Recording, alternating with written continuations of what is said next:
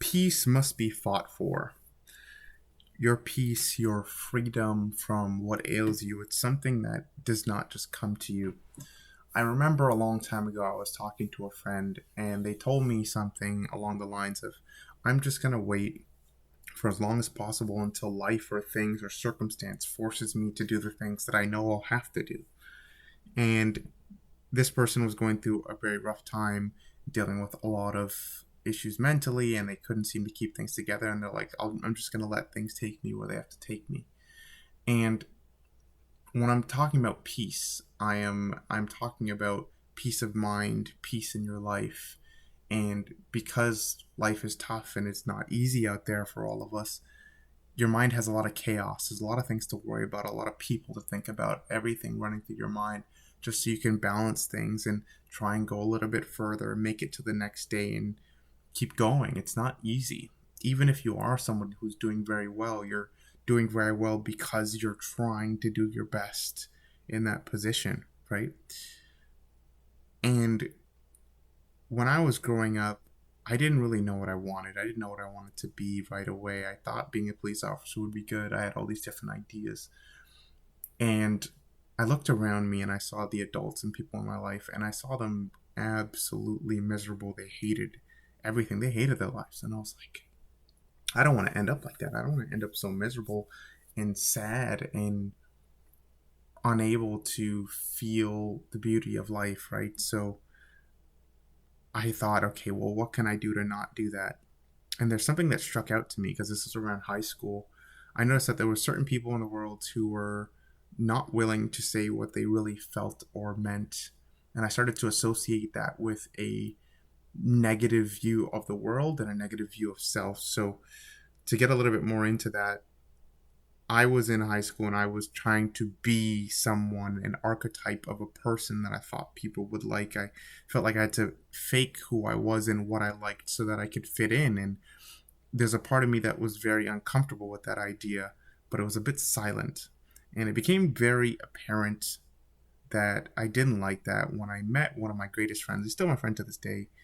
And he would go around, and no matter who thought he was stupid, weird, nerdy, or anything, he just never really seemed to care. I don't know, maybe he did, but he was himself for himself.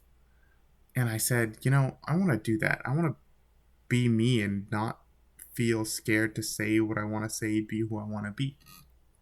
And then I had a moment where I sat down in the world and I said, like, is that even possible? I mean, there's so many things in this world that make that difficult to say what you're really thinking.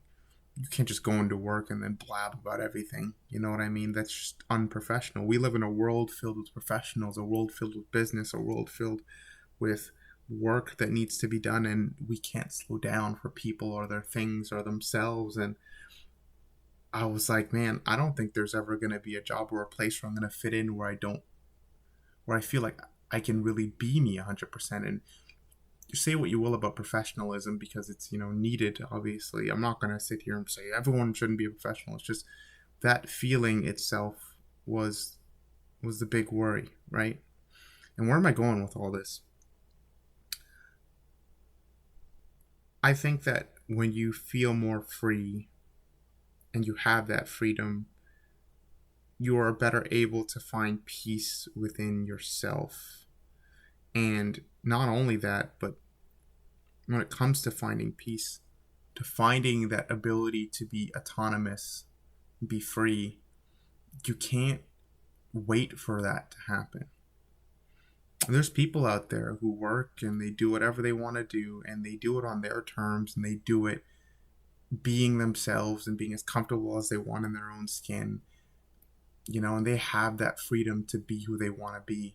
Another way of thinking of freedom, not even just, emotionally and mentally wise, is financially, like financial freedom, having the freedom to do things, to be free, to explore the world, to see so many things that exist. And not everyone has that experience, and I don't have that experience. And that always makes me sad to think that there's so many things in this world that I'll just never get to see. But it's a big world, and that's just kind of what it is.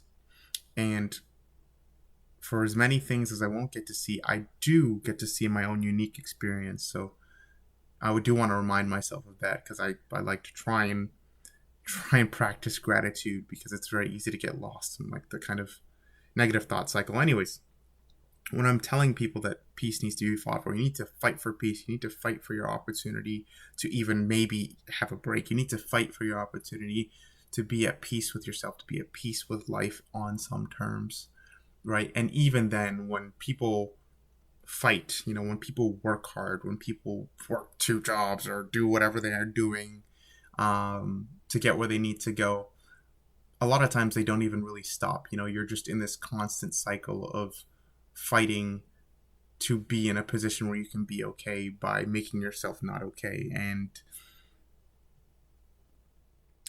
there's there's only two solutions I can think of. It's either, work hard enough to where you can get to a point where you feel like you're able to not fight as hard, which almost seems unrealistic in this world, or you can just check out, right? You can just exit what society is and what it's become. You can choose to become a monk. You can escape. You can go somewhere where nobody knows who you are, and just try and find your mental peace, your physical peace, your financial peace straight up on your own, which seems, very bizarre to think about. But I've always admired monks and their dedication to their spirituality, and the fact that they're going on these quests to find whatever peace they can. And yeah, that is just what the video is about, guys. I will see you later, and I think that's where I want to end it. Yeah, peace.